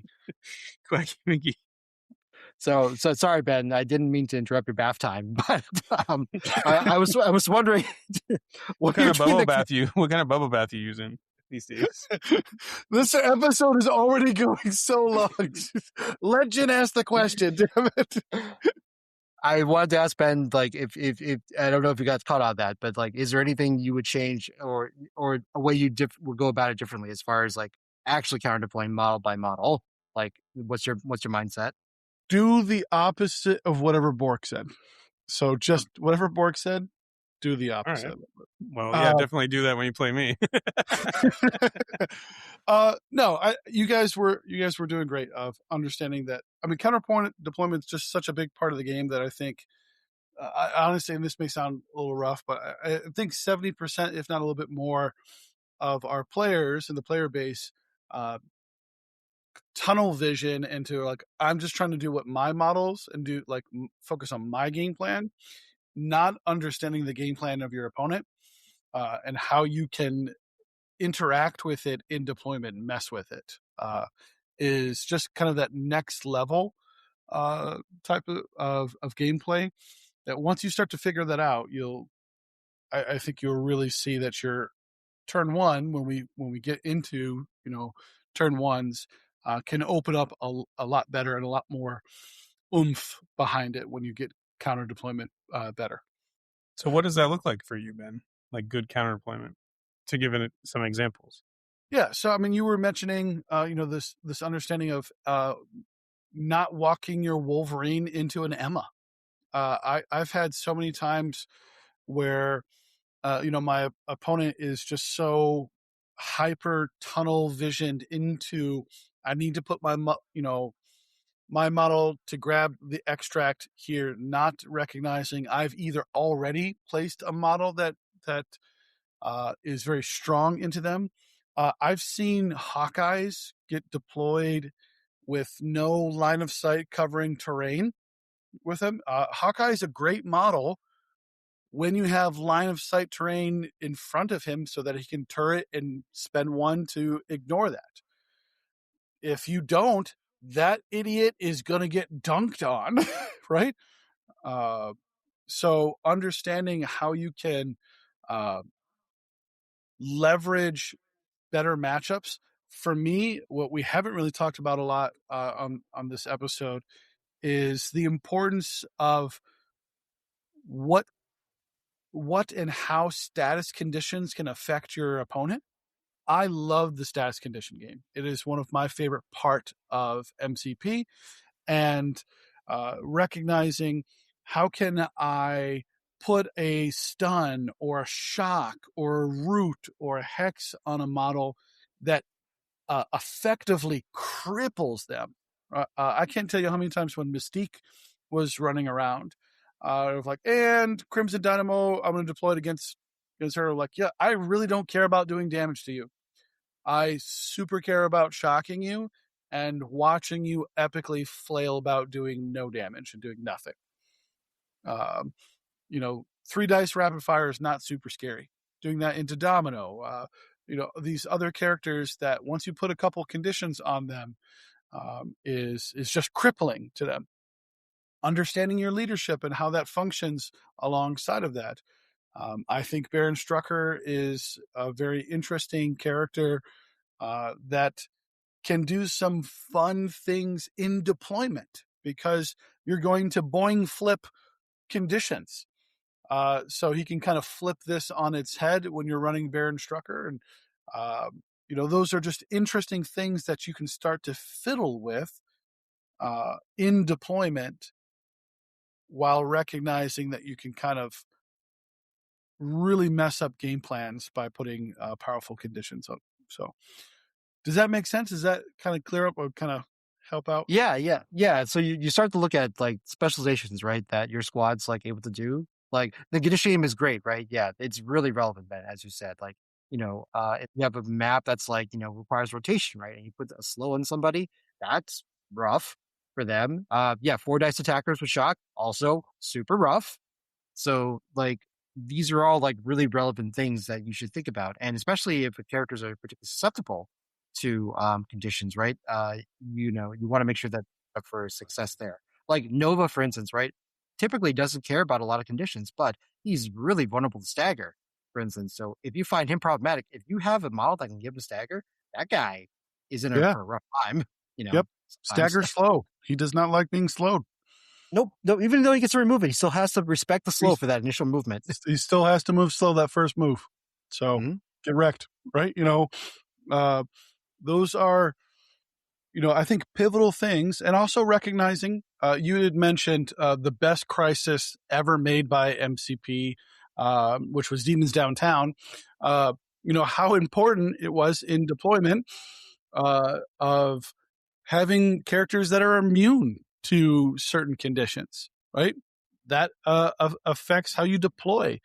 I can't tell you how many times it was really funny when Demons first came down, where like people were accidentally incinerating themselves on round 1. Just whoops. I deployed within range 1 of that back demon and, well, you're incinerated. Got you. Things like that of, understanding how your deployment works. It affects the game. Well, now do you want to walk and shake that incinerate off? Because now that's kind of awkward. Or you just start the game, incinerate it. Whoops. Really, they just didn't want to give Apocalypse another free power at the beginning of the turn. I mean, look, hashtag bring Demons Downtown back. I'll fight everyone about that. Don't, AMG, please, God, don't do it. I'm pretty sure that mission single-handedly like tilted Jin.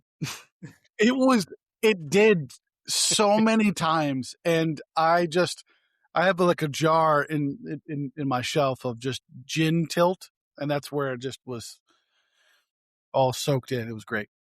Yeah, I don't think they should bring that back. But hey, look, you guys are allowed to have your bad takes. It's fine. Okay. I think a lot of the community's with us on that one, but sure. Look, the community's allowed to have their bad takes. I get it. I'll die on the hill. Okay, so I guess like anything else, or should we move on to the next topic? I think we're good. Yeah. And again, listeners, this is a very broad like topic as far as like turn 0, turn 1 stuff. So if you want us to cover something more in depth and you want us to give us more examples that we want to work with or express, let us know. We can always expand on these topics in future episodes. Yep. Also, listeners, give us your feedback on Demons Downtown. Let us know how much you loved it. Hashtag AMG. Bring back Demon Downtown during updates. That's actually what they're doing right now, guys. Is during these updates, they're just rebranding Demons Downtown. I've cracked the code, guys. It's called Angels Uptown. Angels Uptown. Angels Uptown. You get +1 dice for securing this. Shake, incinerate, gain dice.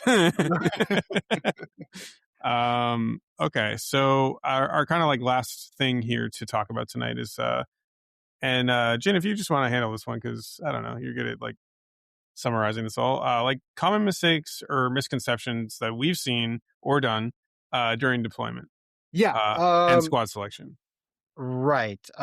So for squad selection, I think that's kind of a hard thing to top.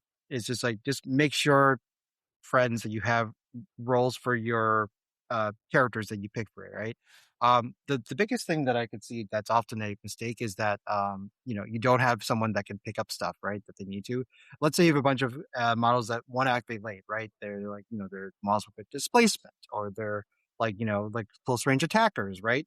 But are relatively fragile. So those kind of models that it's like, okay, these are very strong models like that want to go later in the round. But when you're doing that initial turn 1 where like something probably needs to get exposed to get points, or if you don't, you have to be okay with the other team sort of like getting points at the end. And that's actually okay, because that's going to dovetail into the next misconception I think that we often get, is that a feeling obligated to grab all the points round 1, right?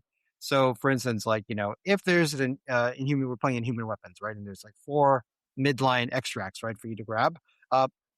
People feel particularly obligated to sort of like make sure that you don't lose parity with the amount of extracts that are picked up, right? So maybe you have only 1 safe grab. Let's say you have a Namor that can safe grab 1, but the rest of your team is like relatively fragile, and none of them really should pick up something on the midline, because they are going to probably get dazed, or like initially, because a lot of strong attacks can come their way, and they can potentially like be put on. You can put yourself on the back foot from an attrition standpoint. This happens a lot, especially I see at local shops, people that are starting, because like, okay, we tell people it's objective based game, and it is, but don't think that you have to score everything round 1, right? You can be behind, but that's okay, because Marvel, depending on like who has priority, and which place you can threaten, you can potentially make up those points back air.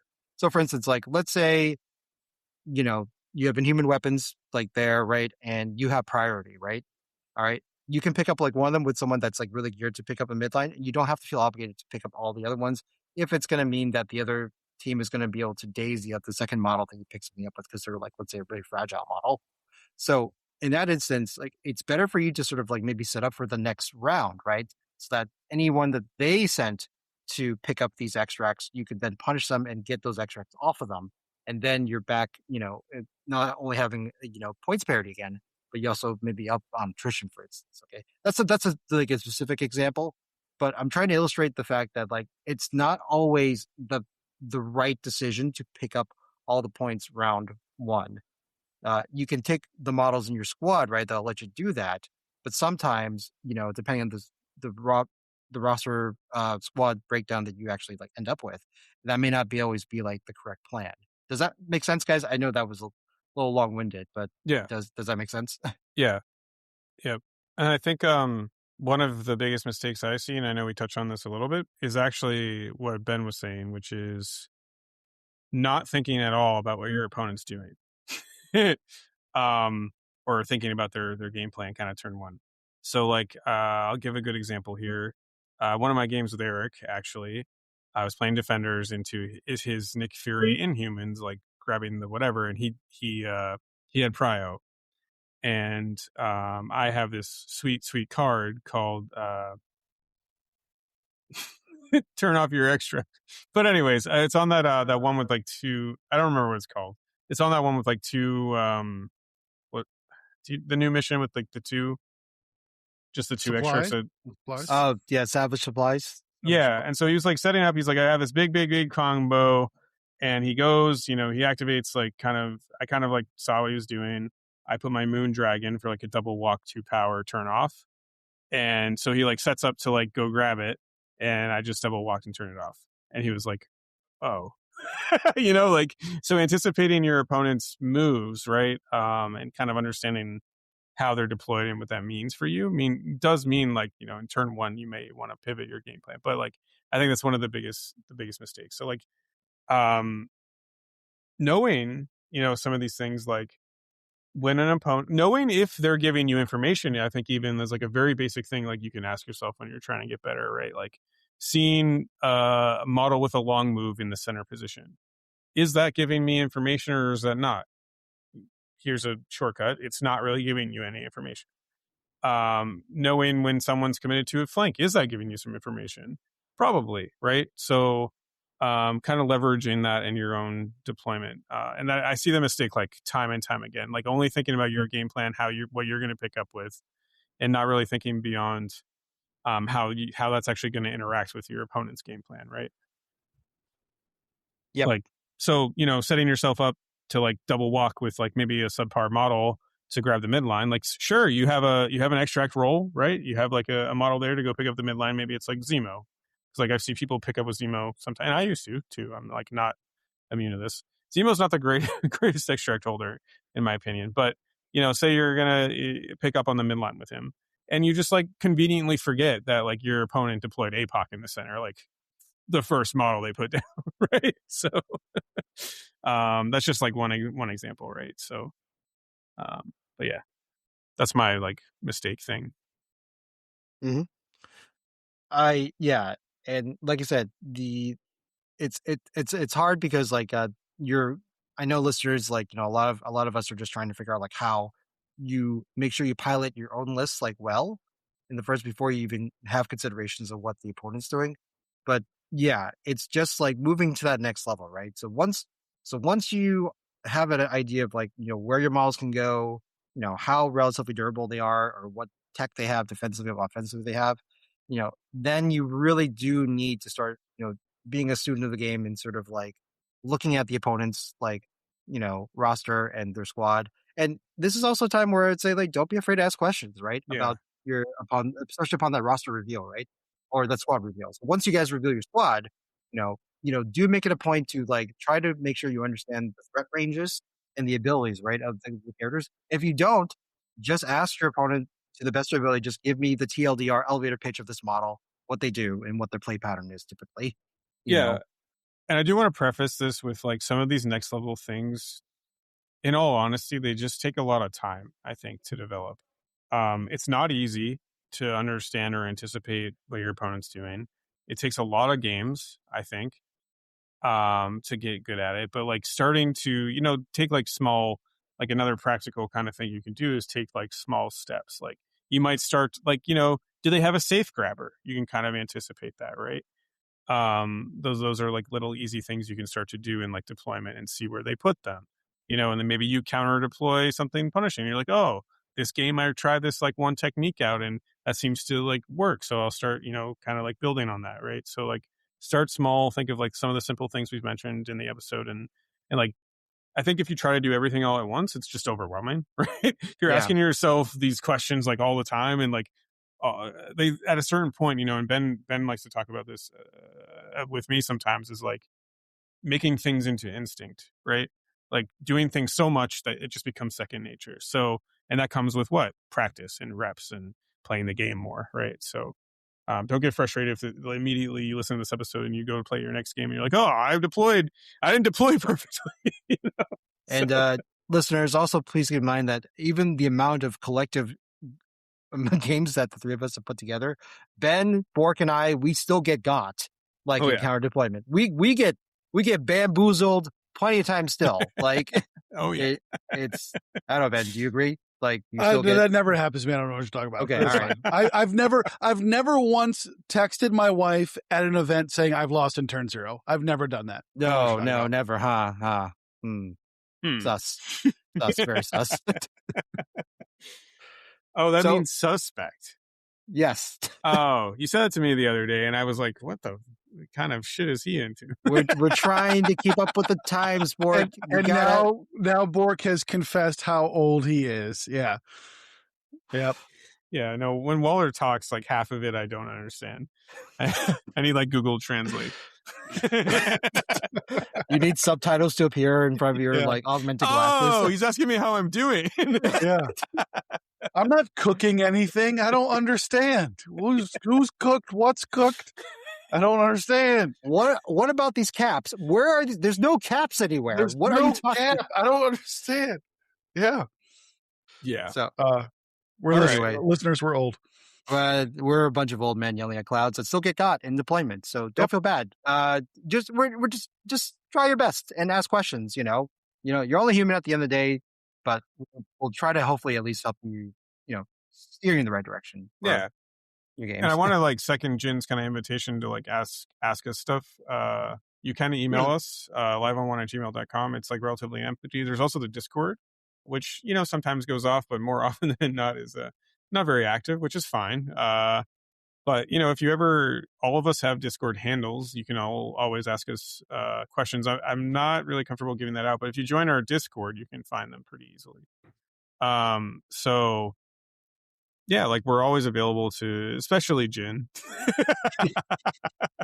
Not to like promote you. Shots fired immediately.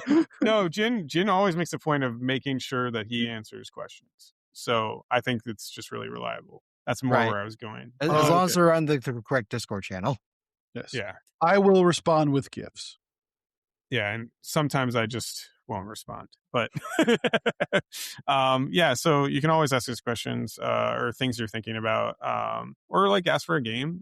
That's another thing too. I think all three of us are available for TTS most of the time. So if you're a late owl, probably. Yeah. I mean, you can schedule it out, right? We don't have to get into like logistics, but yes, Jin plays late. So anyways, we've covered kind of all the sort of like turn 0 leading up to turn 1 things.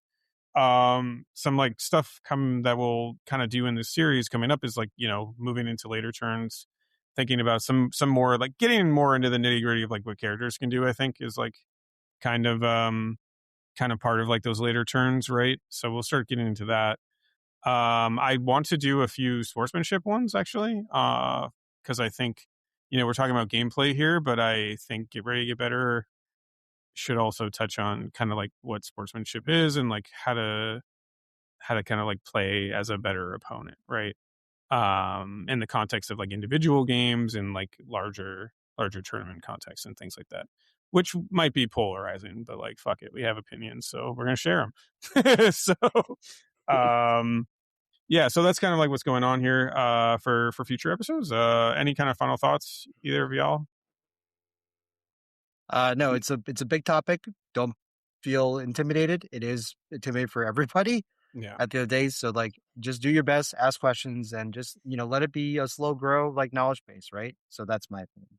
And I think be okay with getting it wrong. I think it's easier to learn from those like glaring deployment mistakes. I think you really start to see things when you do it wrong quite often, Yeah, exactly. Ben, any final thoughts on your end? No, like I said, just yell at Jin. I don't know. Insert poop gif here. Yeah, insert fart. I thought we were doing fart gifs. Have we escalated to poop gifs already? No, it's just farts. We've escalated to dinosaur romance novels, so No, I don't no, know no, what's on the table anymore. We're just gonna sign off. All right, and on that note, you can join our Discord below. The links below. Our email. Hopefully, you already clicked out of this. So our email's at liveon1@gmail.com. You can check out Jin's RSMP video And I guess there's a couple more coming, Jin, question mark? That's hope. Yeah. I'll give you more updates. But we've begun discussion and filming of some of them, so more to come. Okay, cool. Leave a review on Apple or Spotify or wherever you listen. Our huge miniatures or affiliate link is below. And Godspeed, Echo.